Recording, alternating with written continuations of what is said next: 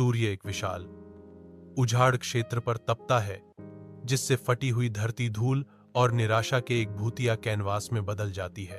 दूरी पर एक अनाथालय के कंकाल अवशेष आकाश रेखा को छेदते हैं, जो सूखे भूमि पर एक लंबी दुखद छाया डालते हैं। परिदृश्य परित्याग और उजाड़ की कहानियां फुसफुसाता है, जहां फटी हुई पृथ्वी और कंकाल अनाथालय एक भूले हुए अतीत के स्पष्ट प्रमाण के रूप में खड़े हैं। गांव में डर एक लंबी छाया डालता है, क्योंकि ग्रामीण इकट्ठा होते हैं। उनके चेहरे चिंता से भरे हुए हैं। फुसफुसाहटें हवा में भर जाती हैं। अशुभ अनाथालय और लापता मवेशियों की कहानियां उनके डर को बढ़ावा देती हैं। आशंका से हवा भारी हो जाती है। हर ग्रामीण एक ही अनकहे डर से ग्रस्त है। अदिति जीर्ण अनाथालय में आती है। उसका भाव दृढ़ संकल्प और दुहह का मिश्रण है। वह खंडहरों का सर्वेक्षण करना शुरू करती है। उसकी निगाहें ढहती दीवारों और टूटी खिड़कियों पर घूमती हैं। अदिति अपना कैमरा उठाती है, परित्यक्त अनाथालय की मार्मिक छवियों को कैद करती है। अदिति शांत अनाथालय में कदम रखती है, जहां धूल गंदी खिड़कियों से गुजरने वाली धूप में नृत्य करती है। भारी चुप्पी दीवारों पर लगी बच्चों की धुंधली होती तस्वीरों और पुरानी तस्वीरों के रंगों को बढ़ाती है। धूल के कण हवा में घूमते हैं, जो धुंधली धूप से प्रकाशित होते हैं, जो मुश्किल से बादल वाले खिड़कियों से प्रवेश करती है। अदिति अपने कमरे में अकेली बैठी है। सन्नाटा केवल दरवाजे पर एक अजीब खरोंच से टूटता है। वह जम जाती है।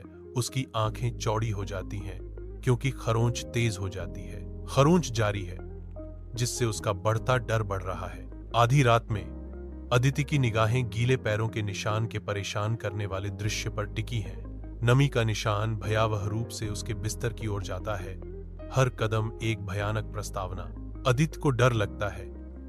एक ठंडी लहर उस पर छा जाती है, क्योंकि अज्ञात करीब आ रहा है। अदिति घबराहट में अपने सूटकेस में खोजती है। उसकी हरकतें तेज और बेताब हैं। उसकी पुरानी खिलौनों को खोजते ही उसके होंठों से एक आह निकलती है। अदिति खिलौनों को घूरती है। समय ठहर जाता है। उसका चेहरा अब आश्चर्य और प्यारी पुरानी यादों का कैनवास है। एक उदास अनाथालय के हृदय में टिमटिमाती मोमबत्ती की रोशनी सिस्टर एग्नेस को दिखाती है। उसका चेहरा क्रूर धार्मिकता का चित्र है। कांपते हुए बच्चे एक साथ इकट्ठा होते हैं। उनकी सिसकियां और सिसकियां दमनकारी रूप से शांत पत्थर के हॉल को भर देती हैं। भयानक अनुष्ठान सामने आता है। हर पल बच्चों के डर को ठंडी हवा में बढ़ाता है। शांत अनाथालय में अदिति को हेडमिस्ट्रेस की डायरी मिलती है, जिसके रहस्य समय और धूल से ढके हुए हैं। उसके हाथ कांपते हैं, क्योंकि वह नाजुक पन्नों को खोलती है। धूप फीकी स्याही को उजागर करती है। वह अनुष्ठानों के बारे में पढ़ती है और सच्चाई का पता लगाती है। मंद रोशनी वाले अनाथालय में अदिति अकेली खड़ी है, क्योंकि उसके चारों ओर छायाएं अशुभ रूप से नाचती हैं। बच्चों की काल्पनिक आकृतियां प्रकट होती हैं। उनके भूतिया रूप ठंडी हवा में झिलमिलाते हैं। वे मदद मांगते हैं। उनकी आंखें उद्धार के लिए एक हताश गुहार के साथ खुली थीं। धुंधले प्रकाश वाले अनाथालय में बच्चे अदिति के चारों ओर इकट्ठा होते हैं। उनके चेहरे आशा और एक साझा अनकही लालसा से जगमगाते हैं। एक स्पष्ट तनाव कमरे को भर देता है, क्योंकि बच्चों की निराशा भरी इच्छा शांत रात में गूंजती है। अपनी लालसा में एकजुट होकर बच्चों की आवाजें एक साथ उठती हैं। हमारी जगह ले लो। भयानक अनाथालय में एक क्रूर हेडमिस्ट्रेस भयावह झील की ओर डरे हुए बच्चों का एक ठंडा जुलूस आयोजित करती है। एक एक करके वह उन्हें ठंडे पानी में धकेलती है। उनके नाजुक शरीर अंधेरी सतह के नीचे गायब हो जाते हैं। उनकी दबी हुई चीखें फीकी पड़ जाती हैं, क्योंकि ठंडी गहराई उन्हें निगल जाती है। हर संघर्ष को निर्दयी पानी द्वारा शांत कर दिया जाता है। अदिति का संकल्प मजबूत होता है। बच्चों को मुक्त करने का उसका निर्णय अनाथालय के लोहे के शिकंजे के खिलाफ एक मार्ग प्रशस्त करता है। अदिति एक प्राचीन अनुष्ठान शुरू करती है। हर हरकत मापी और शक्तिशाली होती है, जिससे हवा प्रत्याशा से गूंजती है। उसका लक्ष्य है मोह भंग करना, भाग्य की उन जंजीरों को तोड़ना जो बच्चों को बांधती हैं। फीकी चांदनी अनाथालय के छात्रावास को भूतिया चमक से रंगती है। फर्श पर उंगलियों की तरह छायाएं खिंचती हैं। अदिति के बगल में एक भूतिया आकृति चमकती है। छाया से भूतिया प्रधानाध्यापिका प्रकट होती है।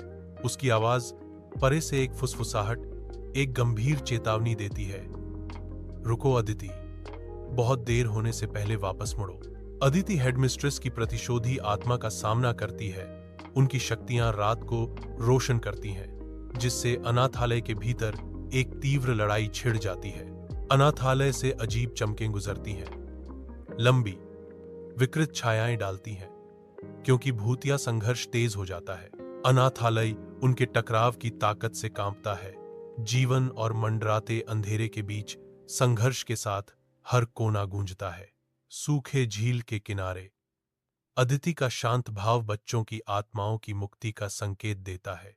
आत्माएं धीरे धीरे फीकी पड़ जाती हैं। उनके रूप सुबह की रोशनी में घुल जाते हैं। अनाथालय झील में उतरता है, गायब हो जाता है, जैसे कि वह कभी था ही नहीं।